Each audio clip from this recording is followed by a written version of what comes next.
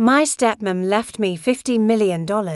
My life was never the same. When people hear that my stepmom left me $50 million, they assume I was the lucky one. They imagine I lived a perfect life, spoiled by a wealthy family. The truth couldn't be more different. For most of my childhood, I believed my stepmom barely tolerated me. She was a successful businesswoman who owned luxury hotels across the country, while I was just the son from my father's first marriage. She was always quiet around me, rarely smiled, and never showed affection the way other mothers did.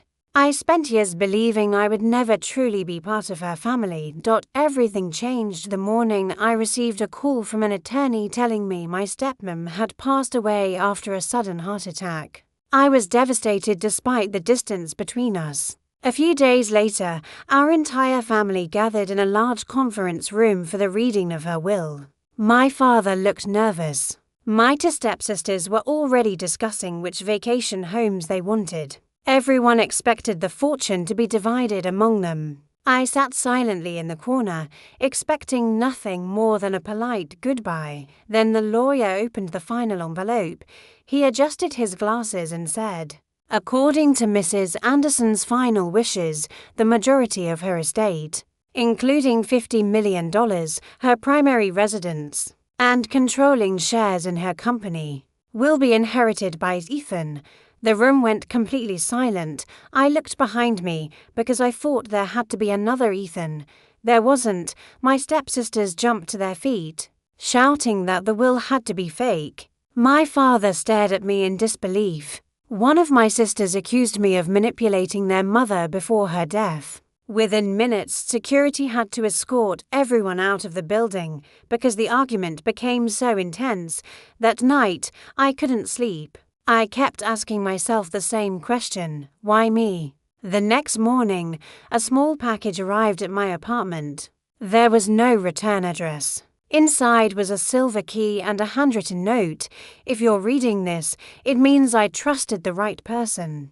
Don't let anyone follow you. The truth is waiting where we first met." My heart started racing. Where we first met.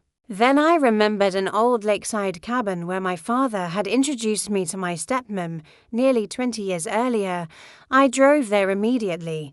The cabin looked abandoned, but the silver key unlocked a small wooden chest hidden beneath the fireplace. Inside were family photographs, legal documents, and a video message recorded by my stepmom just weeks before she died, with trembling hands.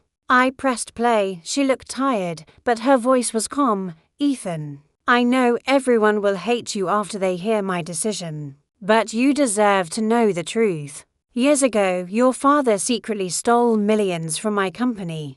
I discovered everything, but before I could report him, he begged me to stay silent for your sake. I watched you grow up carrying the weight of mistakes that were never yours. You became the only honest person in this family. The money isn't a reward. It's my apology for never treating you like the son I always considered you to be." Tears filled my eyes. Everything I believed about my life had been wrong. Before the video ended, she smiled for the first time. "One more thing. Trust no one until the investigation is complete." Just then, I heard footsteps outside the cabin. Someone had followed me. I quickly hid the documents as the front door slowly opened. Standing there was my father. He looked directly at me and quietly asked, "Did she tell you everything?" In that moment,